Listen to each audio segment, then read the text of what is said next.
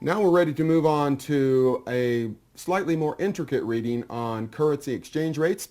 Some of you will have more trouble with this reading than some of the others that you've come across in the economics material. It's just partially a function of whether you're used to thinking of currencies as prices. So remember, we're going to be talking about the price of one currency in terms of another, and that's not something that lots of people do on a daily basis. So it's really a matter of thinking of these simply as prices, and then we'll do some manipulation and talk about the different markets and those types of things. So this is not, it's not a particularly extensive reading, but for some people this is a little bit harder to get on top of, thinking about trade balances in light of currency changes and those types of things. So you'll probably want to slow down here, make sure that you work some problems shortly after you go through this, and in fact work the problems that are embedded in the video here.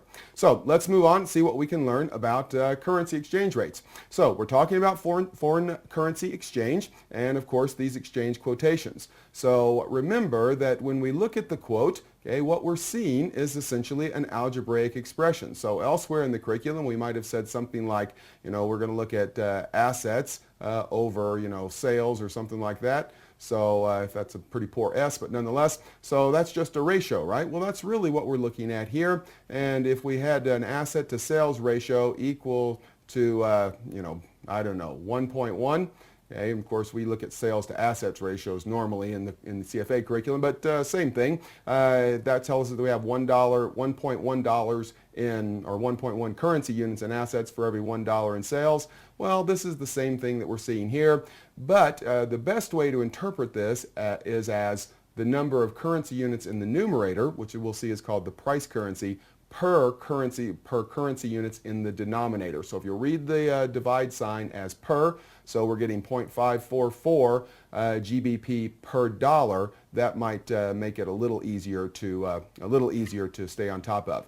And while it sounds trivial, if you're having trouble with this, remember that you start from realizing what's in the numerator and what's in the denominator. We're going to have some formulas and we're going to be doing some manipulations, and I just have run into so many people during the years of working with CFA candidates that they have a formula and they have a quote and they just start throwing those things together and multiplying, and well, you got to remember, first thing I need to know is what's in the numerator and what's in the denominator. So 0.5440 pounds per dollar would be the way we interpret this. The numerator is the price currency, the denominator is the base currency. Okay, the price currency is also sometimes called the counter currency. That's the way you may have heard it elsewhere.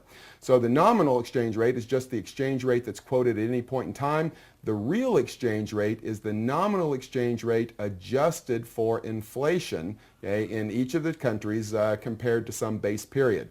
So, and the base period is when the price levels were equal. So when the price levels were the same, you can think of this as having, a country that divides into two, and they each have their own currency, but at first it's a one-for-one exchange rate and everything is fine. We're all at parity economically between the two, and then over time different monetary policies lead to different exchange rates, different rates of growth, income appreciation. What we're essentially doing is harkening back to that point in time. So, and the way we're actually going to use this real exchange rate, and we'll look at the formula in just a sec, is we're going to say, well, we know the exchange rate at the beginning of the period. Well, let's see what has happened by the end of the period and see if there's been a change. So we can compare, something now to some point in the past is the way we're going to deal with that. Now, the real exchange rate, this is the equation. I would think you would certainly want this on your formula sheet.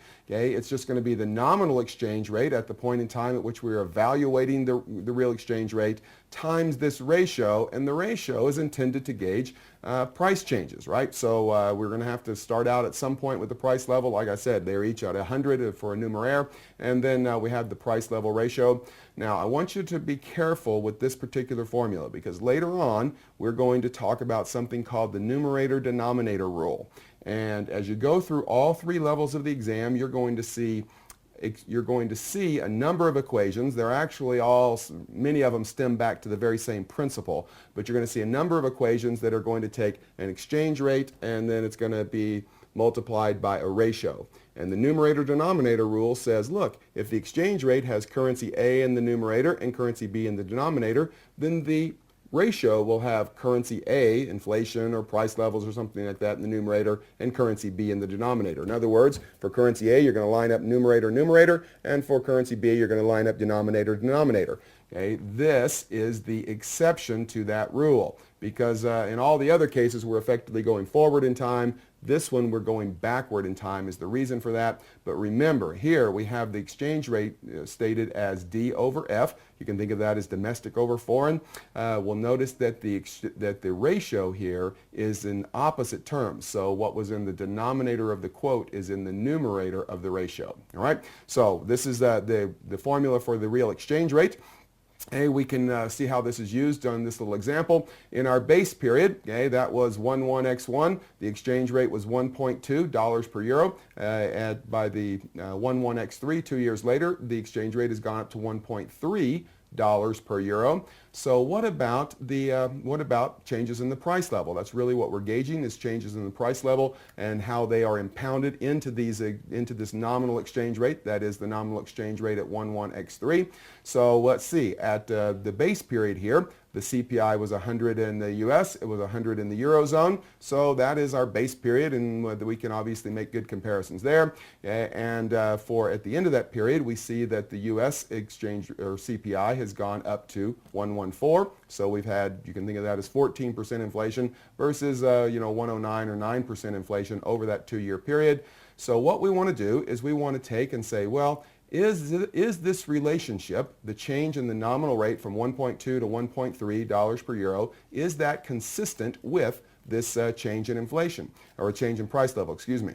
So, and if it is, what we'll see is that the real exchange rate calculated at the point x11x3 will be the same as the exchange rate at 11x1. That's when the price levels were both set to 100. So that's going to be, that would say there's been no real change. There's been changes induced by inflation. Those are nominal changes, but no real changes. Now, when we actually go in and do the calculation, we're going to take the nominal exchange rate at 11x3. We're going to multiply it, okay, by the ratio. Remember, in this currency quote, we had dollars in the numerator, euros in the denominator. So we're going to put euro price level in the numerator and dollar in the denominator here, just the opposite of our numerator denominator rule. And we'll see that the real exchange rate is calculated to be 1.243. And what you have to ask yourself is 1.243 equal to the exchange rate at the beginning of the period or in the base period of 1.2? And the answer is no, it's not, right? 1.24 is not the same as 1.2. So in this case, we have seen the real exchange rate increase.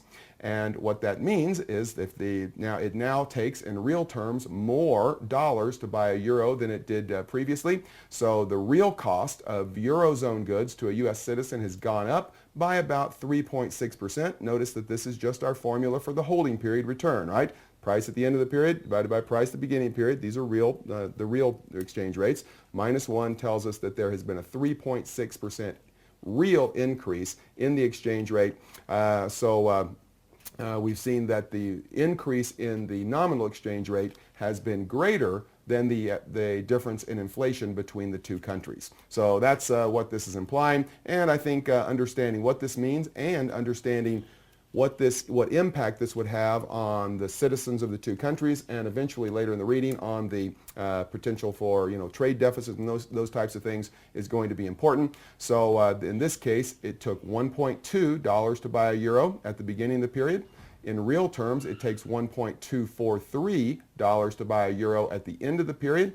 That is after we adjusted for inflation, so that's the real exchange rate. So the value of the dollar has depreciated. I know that sometimes seems counterintuitive to people. They look at this rate and they see, well, 1.2 to 1.24, that means the dollar's gone up in value. No, that means the dollar has gone down in value, right? It now takes more dollars to buy a euro than it did previously, even after we adjust for inflation. So the real exchange rate, I think this is a relatively light concept. Maybe interpreting the real change would take a little bit of thinking, but this is not something that should stress you too bad.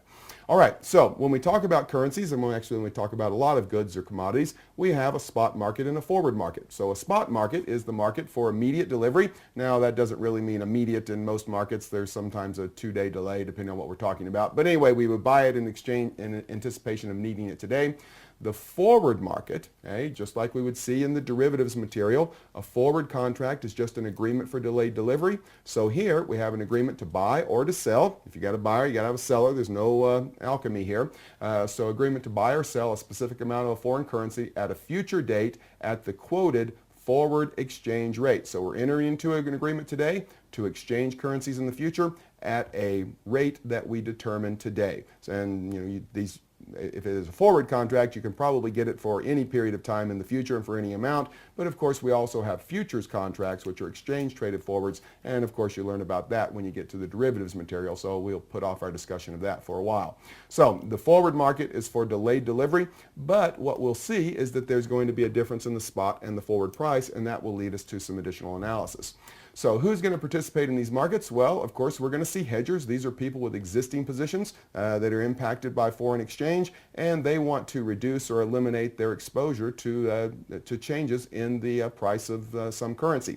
So these are people that are going, maybe it is someone who in the Eurozone, they're receiving dollars in the future. Well, they're receiving a fixed number of dollars. What are those dollars going to be worth in euros? Well, if they don't want to worry about the exchange rate, they can agree to sell those euros forward. It would be a hedging use of a forward contract. And then, of course, there's always the speculators. So they don't have an existing position. They're going to take on the other side of the contract. What they're specialists in is understanding foreign exchange risks. So we have somebody who is really great at producing machinery or whatever it happens to be. That's what they do. Have someone else who's a speculator. They're really good with foreign exchange, and they're going to get together to enact a trade. Now, we can also have a trade between two hedgers or two speculators, but the hedger trading with a speculator would be an example of a use of the forward markets here.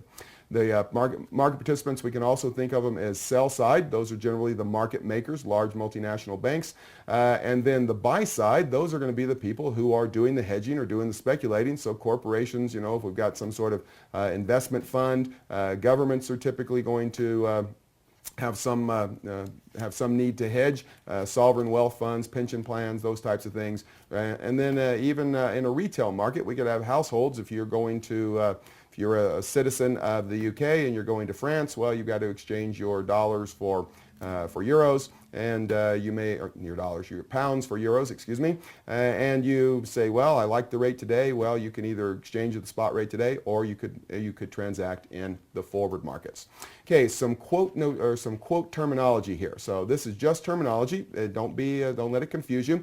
So we're going to have a direct quote and an indirect quote. A direct quote is simply the price of one unit of foreign currency in terms of the domestic currency. So I happen to live in the United States. So what I would be looking at would be I would put the foreign currency in the numerator and then the domestic currency in the denominator. So if I'm looking at $1.41 per pound, and I think I said that just backwards, didn't I? So the price of a foreign currency. So numerator, denominator. So $1.41 per pound is a direct quote for a U.S.-based investor. And the point is, I can read this in terms that I understand, right? So what's a euro going to cost me? Well, it's going to cost me $1.41 or $1.41. So I'm going to put my currency in the numerator in a direct quote. So I'm getting the price of one unit of foreign currency, which is a better way to state that. So the indirect quote is just the opposite.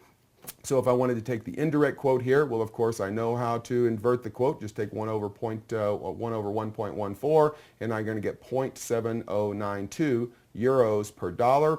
This would be a direct quote for a euro-based investor, and for me, as a resident of the United States, it would be an indirect quote. So you have to know where the investors are from, and then you've got to look at numerator, denominator. Just remember that if you are a resident of a country, you're putting your currency in the numerator. So remember, you come first. You're in the top. Is a good way to remember that. That'll be the direct way to do it. That is the direct quote. So make sure to get a handle on that.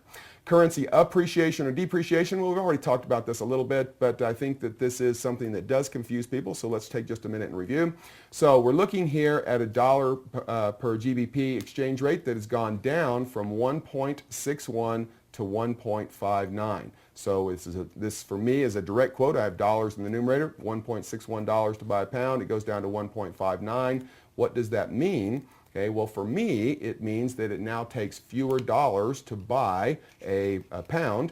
But when we talk about appreciation or depreciation, we normally we're thinking in terms of the base currency. So the formulas that we're going to look at, if you'll think of them in terms of the base currency, that is the currency in the denominator, that's the way the formulas are engineered. So the U.S. dollar price of a British pound has gone down, right? It's gone down by about 1.25%, and we say that the pound has depreciated relative to the dollar by 1.24%. Now, can we turn that around and say that the dollar has appreciated relative to the pound by 1.24%? Well, we can't, right? Because of the relative magnitude of numerator and denominator. So if we want to talk about the appreciation or depreciation of the dollar, then we have to get the dollar in the bottom. That is to be the denominator of the quote. So we've got to take this 1.61 and we got to invert that, take the inverse to get 0.62, and then it goes do the same thing for the quote after the change, 0.6289. Now we're going to do the same thing and we're going to say, okay, what's happened? Okay, well, it was 0.6211 pounds to buy a dollar and went to 0.6289, so it now takes more pounds to buy a dollar. Well, if you find the holding period return, so remember that's just P1, that's at the end of the period, 0.6289 divided by P0, we'll subtract back out the 1, what we're going to get is this 1.26% is going to be the appreciation of the dollar relative to the pound. So 1.24 is the depreciation of the pound, 1.26 is the appreciation of the dollar. So you're going to always do this based on the base currency. So you put the currency that you want to describe appreciation or depreciation to, put that in the base, then calculate and make a determination. So, and here it's really close, 1.24, 1.26, but bigger differences are going to make that, so if we'd had 1.61 versus 1.2, then we would see that when we reversed it, the percentage differences would be bigger. So anyway, appreciation and depreciation, one, know how to calculate it, and two, make sure you know how to interpret it, right? So again, a lot of people make the mistake of thinking that this 1.61 to 1.59 means that the value of the dollar's gone down, but that's just the opposite, right? It now takes fewer dollars to buy a pound, so the value of the dollar has gone up, right? So that's the appreciation, depreciation. So moving on, let's think about cross rates. So this harkens back to a time when essentially all foreign exchange was done through the dollar. So if you had pounds and you had Swiss franc and you wanted to go from pounds to Swiss franc, you had to go to the dollar because that was the system for quoting, and then from dollars into pounds. I don't think it's quite that like that anymore, but nonetheless, still some. There's always a case that you may have to have two quotes and find the quote for eliminate the common currency. So in this case, what we mean is we have $1.56 per pound, we have 1.48 Swiss francs per dollar. So notice that the common currency here is the dollar. What we're going to do is find a cross rate, which is the rate that takes us directly from pounds to francs or vice versa. And all we're doing here is a little bit of algebra. Obviously, these are two, ratios. You can think of them as fractions from your, 6th or 7th grade math class, I guess maybe 5th grade math class. So all we're going to do is we're going to multiply fractions, then we're going to set them up so that the common currency cancels, right? So the common currency is the dollar. So if we multiply dollars over pounds times francs over dollars, okay, then what we're going to be left with, of course, is just francs over pounds, which is what we were asked for in this case. Now be careful, because if I were writing this question on the exam, I very definitely would not have given you this quote. I would have given you a quote with US dollars, okay, in the numerator of both. Okay, so what would you have to do then? Well, if you multiply straight across US dollars over pounds times US dollars over Swiss francs, you're going to get some weird dollar squared over pound francs, right? I don't know how to interpret that, and nobody I know knows how to interpret that. So anyway, so you would have to take this, of course, and change one of these so that you had the common currency in the numerator of one and the denominator of the other. They didn't ask us to do that here, but that would be my expectations for the exam. So in this case, we're just they already had it nicely laid out for us, so we're just going to cross multiply, and that's going to tell us that the cross rate is 2.3182 francs per pound. Be careful about how you get the answer. So if they give you this setup just like this, okay, and then they ask you for the answer in pounds over francs, well, then what would you have to do? Well, you'd have to take 1 over all this, right? So you've got to make sure and give them your answer give them the answer the way they ask for the answer. All right, so be careful with that. Little details, but of course, it's little details that make a big difference on the exam. Okay, so moving forward. Looking at a point basis, there's really two ways that we can quote these forward contracts. We can either quote them as percentages or we can quote them as points. Okay, and the points are going to basically be basis points in a quote where we're using 4 decimal places. So you can think of this as the last digit that we're talking about when we talk about a point. So if we have a spot rate of 1.4320, that's dollars per euros again, and the forward quote, so this is the spot. If you want to buy it today, you're going to pay $1.432 for every euro, but the forward quote is plus 22.1 points. Okay, well, all we're doing is talking about adding them in here. So we're going to take this 22.1 and multiply it by this 1 basis point, add that to the original quote, and that would tell us the forward quote for the dollars to euros. So just make sure you know how to use this. There's also the percentage quotes that we just have to make sure and be able to interpret the percentages as well. So as a quick example, if we have the spot quote of 1.6135, that's dollars per pounds, the 90-day forward is at minus 0.29%. What does that mean? Well, it means that, of course, we're going to be at minus 0.29% of the spot rate. So if you want to actually interpret the quote or calculate the forward rate, we're going to take the forward rate and we're going to multiply it by 1 minus 0.29%, which is of course 0.0029, and that tells us that the quote in the future is going to be $1.6088 per pound. So we went from 1.61 down to 1.60. Really quickly, pop test. So what does that mean about the dollar? Is the dollar appreciated or depreciated? So from 1.61 to 1.60, okay, well, the dollar here has appreciated, right? It takes fewer dollars to buy a pound. Okay, so we could also do this in terms of points like we just talked about. So what if it's quoted as 47 points? Well, then we can also find the percentage difference by just taking this 0.0047, that is 0.47%, and then since these are basis points, right? These are basis points, divided by 1.61, and that would tell us, that's how we got the minus 0.29%. So these two examples, two concepts weave together nicely here. I would make sure that I understood how to deal with those, because you don't know which system they're going to give you on the exam, and you, of course, have to be able to deal with both of them. All right, what about forward discount or premium? So if we're looking at a forward quote, an FX quote of price currency over base currency. So remember, this is sometimes called counter currency, but here in at level 1, we're going to call this price currency. So price currency over base currency, what does that mean? If the forward quote is higher than the spot quote, so it goes from 1 and it goes to 1.1. Okay, what does that say? Well, that says that the base currency is trading at a forward premium and the price currency is trading at a forward discount. So it took 1 unit of the price currency previously to buy 1 unit of the base currency.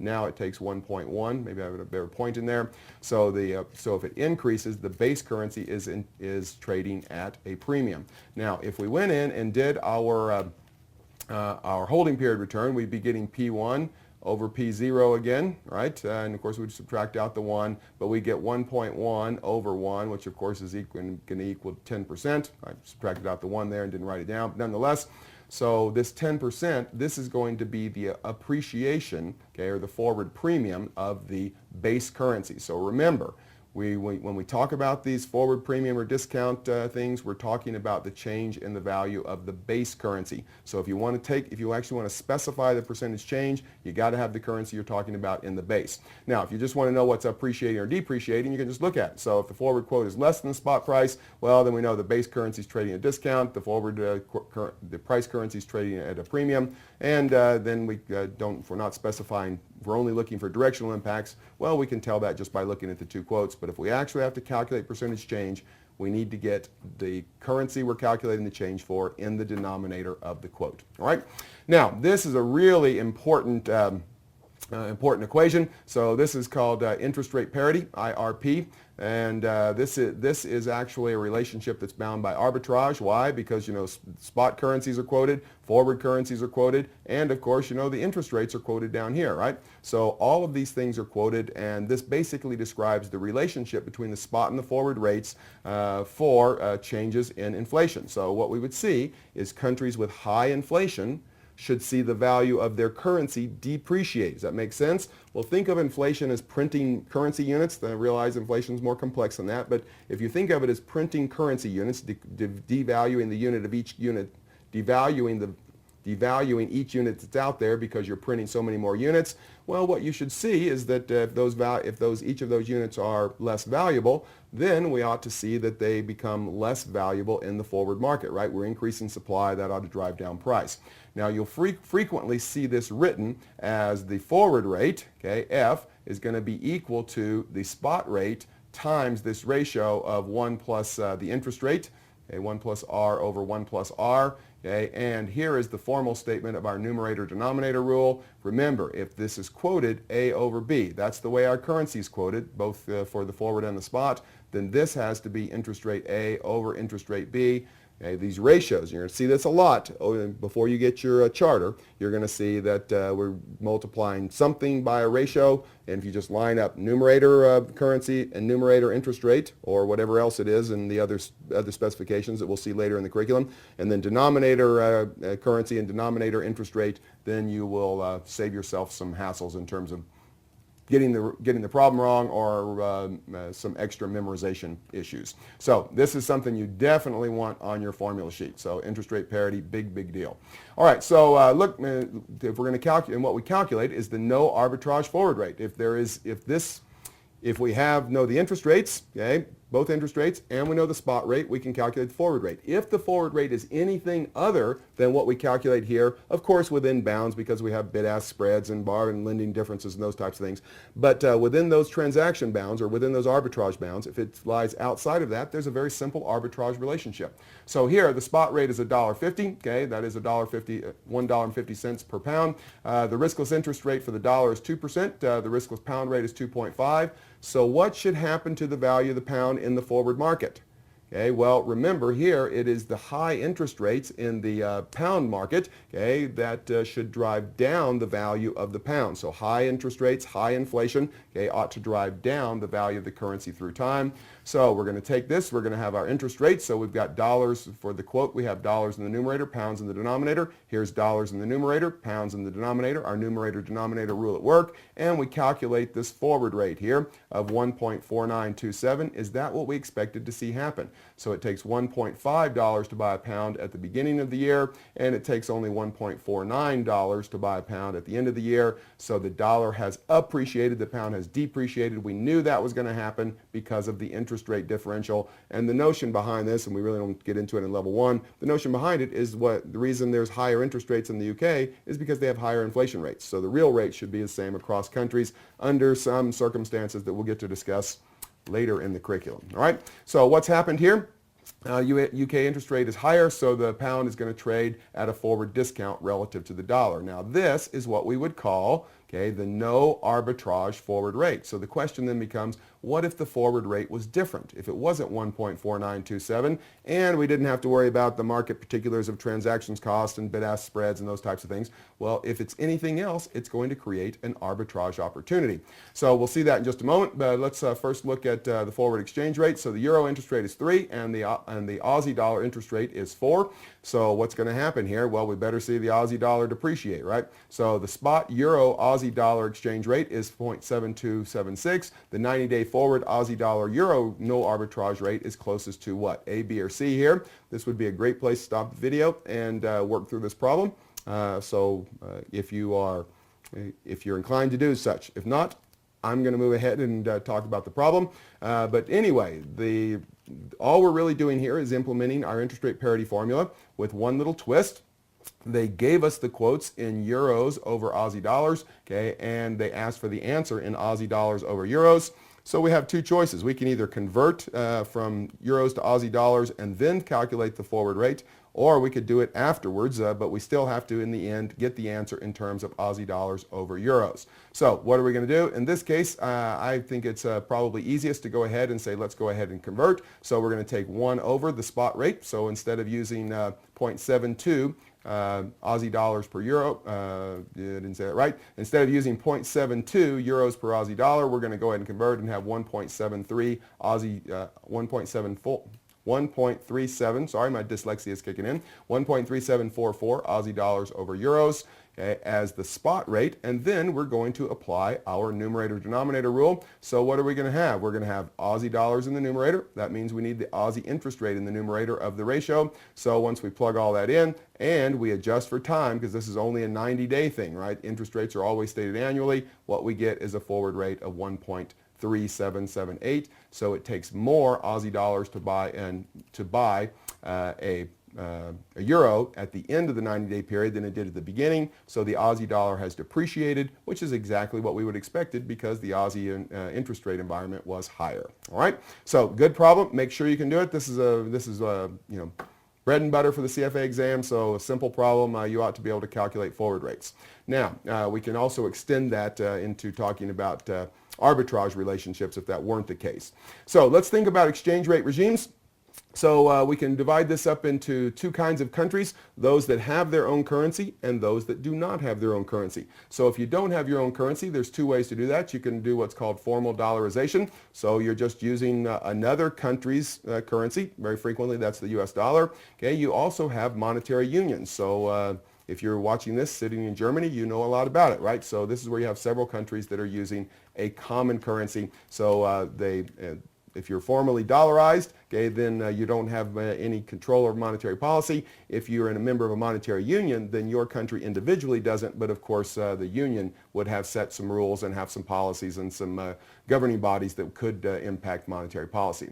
Now, the other one I think is perhaps more interesting for what we're going to be talking about for the rest of the reading is this idea of countries that do have a sovereign currency. So the UK, they have the pound. Okay, well, how do they manage, or what is the relationship between the pound and other currencies? Well, there are a number of environments that we can talk about where we would see the relationship between the pound and, say, the euro, or the pound and the dollar that would be managed. So how would we do that? Well, we can start with a currency board, right? And this is where a country commits to a fixed rate of exchange of domestic for foreign currency, and it's going to stay that way. And this is the least flexible of the sovereign currency management regimes. So you can think of this as, maybe the best example of this would be Hong Kong, right? So they have it's been, 7.6 or 7.8 to Hong Kong dollars to dollar. So they're always going to maintain that well, not always. They have in the past. I suppose they could change. But they currently maintain a fixed exchange rate with a foreign currency. That is a currency board. Now, we could also have a conventional fixed peg. And a fixed peg means that, well, we're going to specify the value of our currency in terms of some other currency, but we're going to let that exchange rate fluctuate a little bit. So and of course these are somewhat arbitrary, but a conventional fixed peg, okay, it means that you're going to allow the value of your currency to fluctuate plus or minus 1%. And you can, of course, if it starts to go up, you got to bring it down. If it starts to go down, you got to bring it up. And you're going to do that with direct intervention in the FX markets. That is, you're either going to buy or sell units of your currency, or you can do it with monetary policy that is going to be impacting interest rates. So the conventional fixed peg gives us a little more flexibility, but not very much. The target zone, well, this is just getting where we have a little more flexibility. So here we're going to let them vary with plus or minus 2%. Same types of intervention, just a wider variability, less certainty about the currency values.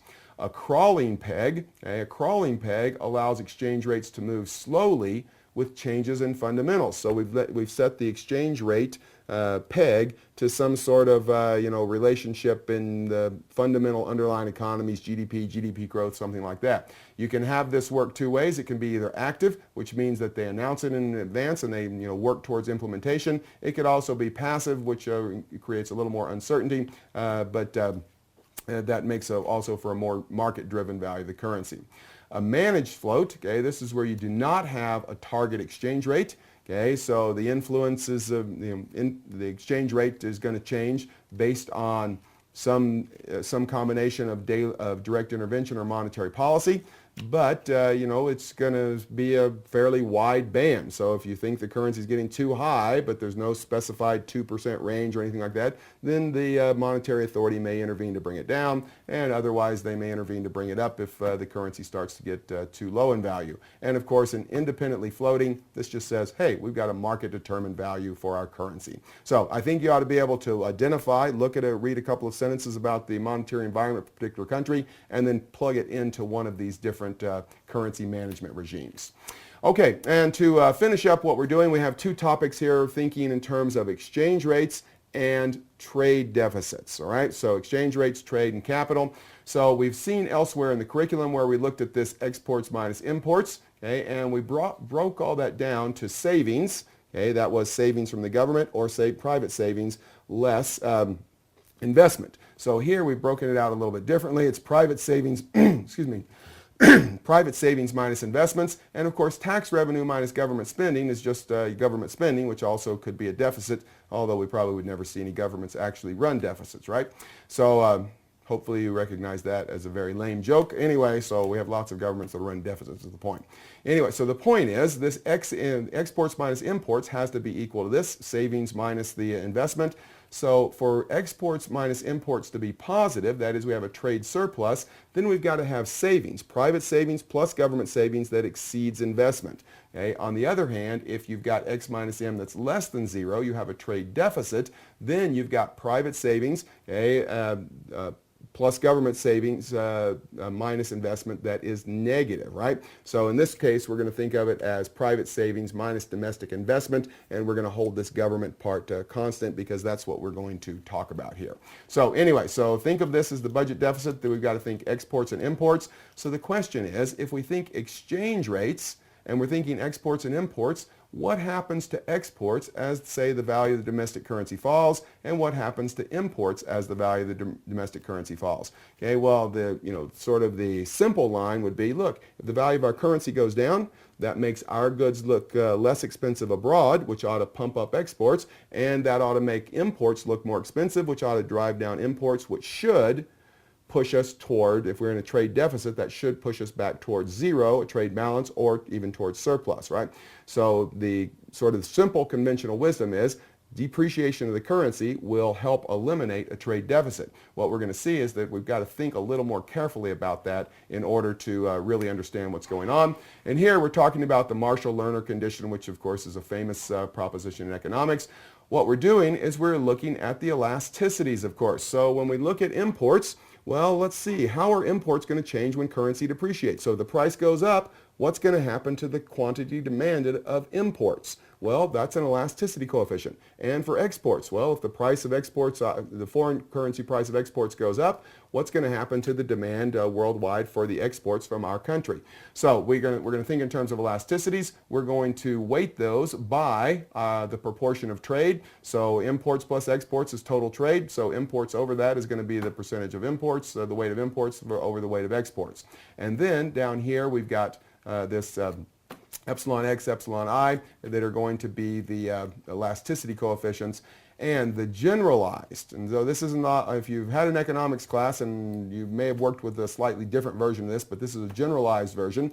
This is actually something that I think you may want to put on your formula sheet. Okay, so the generalized version of the Marshall-Lerner condition says that the weighted value of the exports here, so that is, the weighted value of the weight times the elasticity of exports, plus the weight times the elasticity of imports minus 1. Okay, these are both where the elasticities are stated as positives, right? So it has got to be greater than 0. Then depreciation of the domestic currency will result in a decrease in the trade deficit. So I think this is something that you want to know. And what this says is that the elasticities are such, so after we account for the relative volume of the two, okay, that is exports and imports, that the elasticities are such that as the currency depreciates, that is the price of imports go up, the price of exports go down. We've controlled for the relative change in that, or elasticity of the quantity demanded of imports and exports.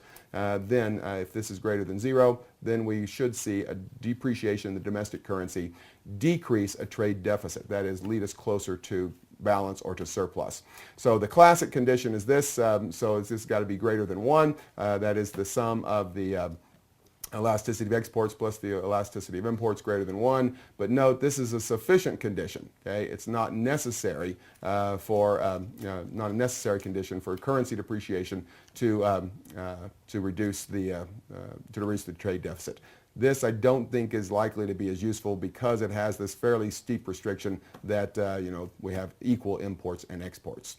Okay, so anyway, so that's what we got there. And what about the exchange rates for the trade deficit here? Well, if we're thinking of exchange rates, we're thinking of elasticities. Well, the point here is that we may in fact have a J-curve phenomenon, which says that we're looking at a trade deficit, and we're looking over time here, and we're looking at our deficit in dollar terms. So the problem was, this is 0, that would be trade balance, and we're down here.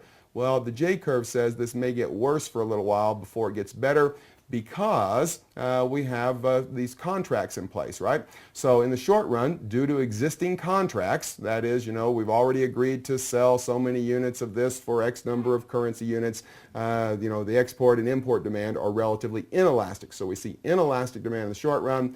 So currency depreciation is initially going to make things worse, but in the long run, after we get past the maturity of these contracts, okay, then we will see that this is going to, the idea expressed by the elasticities that we were just talking about should in fact lead us to going back up closer to a balance or even to a surplus. So all this says J-curve in the short run, even if you look at the elasticities, you think, oh, we're going to have some improvement here if we depreciate the currency. Well, in the short run, you may have to be very careful about how you explain that to your boss because you might get even worse trade deficits in the near term. Okay, so let's now change gears. So rather than thinking of this classic Marshall-Lerner position, let's move to what's called the absorption approach. So this is another way to view this same problem, but it's going to include the effects of depreciation on capital flows as well as trade flows. So to some extent it is a little more robust. I also think it may be a little simpler for you to visualize. So if we can think of this as the trade balance, that is exports minus imports, so that's the trade balance, right? So if exports are smaller than imports, we have a trade deficit. That has got to, in net, be equal to our national income. Think of that as our national productivity minus expenditures, which of course includes expenditures on physical capital, which is the focus of the expenditure side for this particular analysis. So for depreciation to improve the balance of trade, national income has to increase relative to expenditures. So, if we saw that, we had something where national income went up by 10 and expenditures went up by 10, that's not going to have any impact on the trade deficit, right? So we've got to have something where the national income goes up by 10, but expenditures only go up by 8. Okay, so if we wanted, well, I guess I should have done that differently, right? So I didn't describe a deficit there in the initial example, but it was 10 minus 20. That was our initial state. Okay, so we had 10 minus 20, and then we're going to have some outside impact. So that is going to increase national income by 5. It's also going to increase expenditures by 5. We haven't changed the deficit, right? So what we have to do is do something that's going to change national income by 5 and change expenditures by only, say, 3 in order to reduce the deficit, right? So anyway, so we've got to have national income increase relative to expenditures in order to control or to decrease this trade deficit. So national savings, that's private and government, must increase relative to domestic investment in physical capital is the underlying premise that we're trying to make here with this absorption approach. So how much of the national income are we absorbing through expenditure is where the word comes from. So anyway, so the absorption approach, national income minus expenditures, we've got to have national income increasing more than expenditures. And we'll finish this off with a really good problem. So Slovenia's currency, the Slovenian dollar, has depreciated relative to their trading partners. So we've seen depreciation. Given the following information, Slovenia's trade balance would most likely do what? And we're given some the volume of exports. Okay, that's 4 million Slovenian dollars in total exports. 6 million in imports, so total trade is 10 million, and we're given the elasticity coefficient, so 0.6 for exports. So if price goes up by 1%, okay, the demand for exports is going to go down by 0.6, and then the same for the elasticity for imports. Price goes up by 1%, the quantity demanded of those imports is going to go down by 0.75. So what's going to happen? Is the trade deficit going to worsen? Is it going to improve, or will it remain the same? So that's the question. This would be a great time to stop the video if you got the remote in your hand. Otherwise, okay, let's look at the answer. So all this is a Marshall-Lerner problem. What we're going to see is that answer B is correct. It's going to improve. So we have our weights, right? So exports is 40% of trade and imports is 60%. So those are the weights we're going to be using. And then we're going to plug into our condition here, and we're going to see that this comes out to be 0.09, which is greater than 0, which was our generalized Marshall-Lerner condition to say that the depreciation in the currency would help or would improve a trade deficit. By improve, we mean move closer to trade balance or move to the positive, move towards surplus, something along those lines. All right, so some important stuff in here. Dealing with currency exchange, or the exchange rates just as themselves, understanding the quotes, the terminology behind the quotes, the premium discount, between the spot and the forward market. All those things are bread and butter. You'll certainly see some more of that as you progress through other levels of the curriculum. So you're going to want to make sure you get those down. Talking about appreciation or depreciation, talking about that relative to inflation relative to the forward rates. And then these final two theories that we talked about are systems of analysis, maybe more than theories. I guess theory is a good word too. The Marshall-Lerner, which we see here, and the absorption. I would be on top of all those. I think all of those are easy to write test questions on. And if I'm writing questions for the exam, I see this reading as a good thing to pick on. So you want to be careful with this. Make sure that you work lots of problems, that you have a formula sheet that's going to give you the basic formulas that you need. And if you do that, have the formula sheet, get the basic concepts down, work some problems, I think you'll find that you can pick up some points from this reading on the exam.